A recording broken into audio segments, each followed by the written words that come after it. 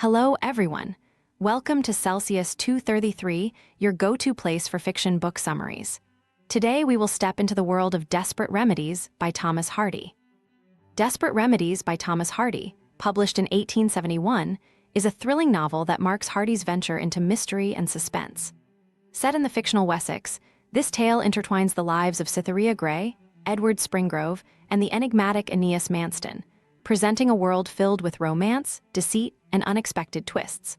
Hardy's first published work showcases his knack for weaving moral and psychological complexity into richly atmospheric settings.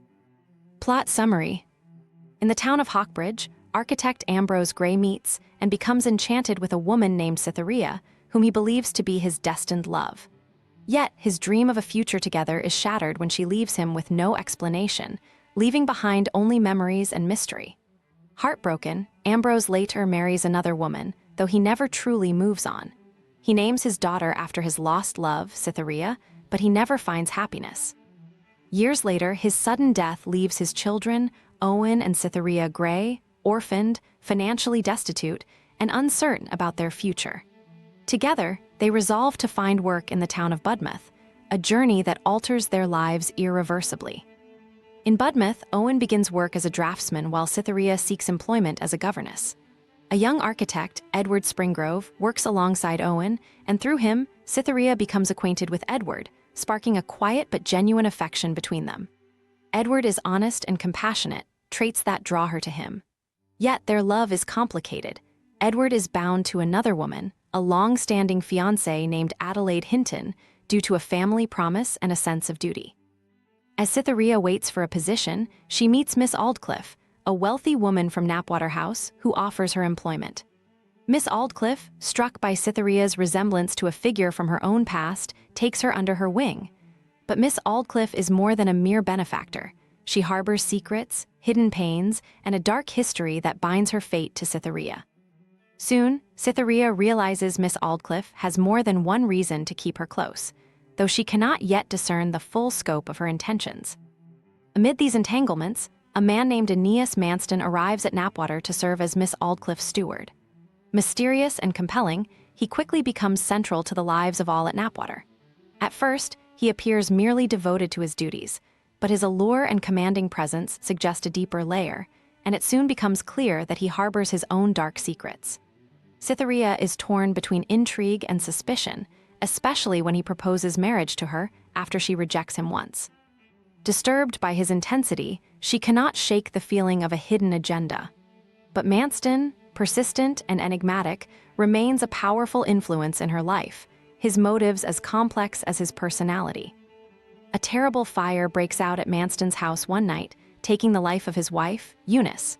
Her death is a tragedy that also liberates Manston, leaving him free to pursue Cytherea, his new object of affection. While grieving his wife, he proposes to Cytherea again. Pressured by Miss Aldclyffe, who seems oddly invested in the union, Cytherea hesitantly agrees, though her heart lingers on Edward.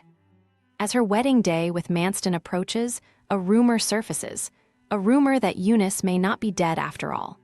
Clues emerge, casting doubt on the tragedy, and Cytherea grows increasingly haunted by suspicions of foul play. Her doubts deepen when Edward re-enters her life, and he too harbors suspicions about Manston. As they search for answers, they discover inconsistencies in the details of Eunice's supposed death, revealing evidence that she may have survived the fire. Determined to learn the truth, Edward confronts Manston, who confesses that Eunice had indeed escaped the flames but later fled in despair, driven by some inner agony. Fearing her husband's wrath, she vanished into the night, and her fate remains unknown.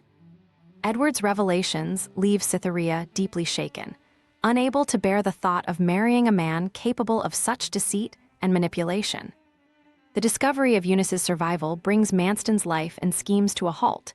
His web of lies unravels, exposing his ruthless ambition and the dark means he used to achieve his ends.